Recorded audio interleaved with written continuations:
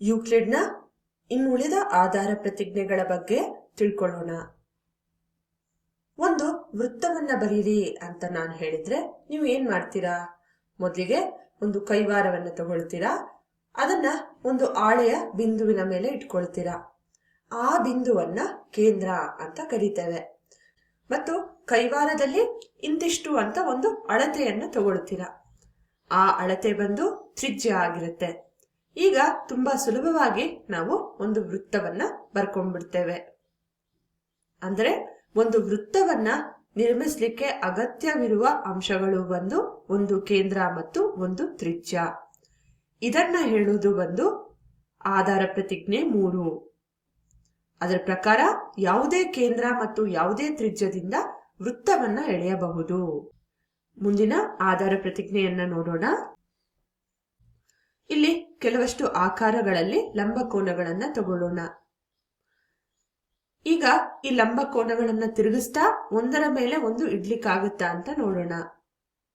ತುಂಬಾ ಸುಲಭವಾಗಿ ಒಂದರ ಮೇಲೆ ಒಂದು ಈ ರೀತಿ ನಾವು ಜೋಡಿಸಬಹುದು. ಅಂದ್ರೆ ಒಂದು ಲಂಬಕೋನ ಮತ್ತೊಂದನ್ನ ಅತಿಕ್ರಮಣ ಮಾಡ್ತಿದೆ, ಅಂದ್ರೆ ಎಲ್ಲಾ ಲಂಬಕೋನಗಳು ಸಮವಾಗಿದೆ ಅಂತ ನಾವು ಹೇಳ್ಬೋದು. ಇದು ಬಂದು ಆಧಾರ ಪ್ರತಿಜ್ಞೆ 4. ಇದರ ಪ್ರಕಾರ ಎಲ್ಲಾ ಲಂಬಕೋನಗಳು ಒಂದಕ್ಕೊಂದು ಸಮವಾಗಿರುತ್ತದೆ.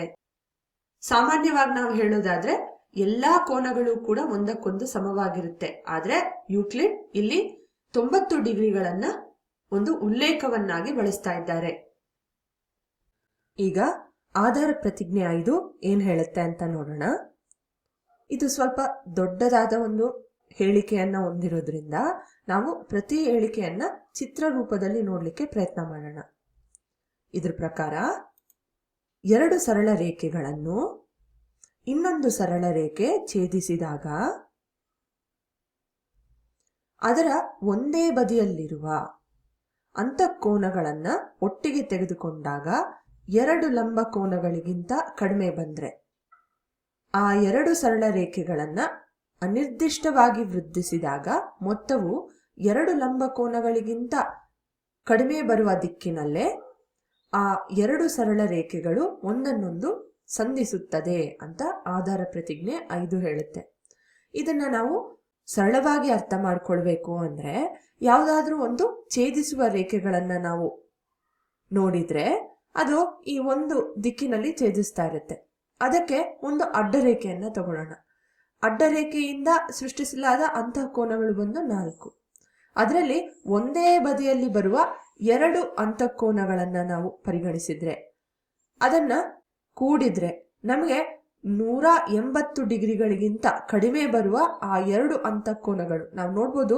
ಈ 2 ಅಂತಃಕೋನಗಳನ್ನ ಕೂಡಿದ್ರೆ ನಮಗೆ 180 ಡಿಗ್ರಿಗಳಿಗಿಂತ ಜಾಸ್ತಿ ಬರುತ್ತೆ. ಆದ್ರೆ ಇದೆರಡನ್ನ ನಾವು ಕೂಡಿದ್ರೆ 180 ಡಿಗ್ರಿಗಳಿಗಿಂತ ಕಡಿಮೆ ಬರುತ್ತೆ. ಹಾಗಾಗಿ ನೋಡ್ಬೋದು ನಾವು ಇದೇ ದಿಕ್ಕಿನಲ್ಲಿ ಈ 2 ಸರಳ ರೇಖೆ ಸಂಧಿಸ್ತಿದೆ ಅಂತ ಹೇಳಿ.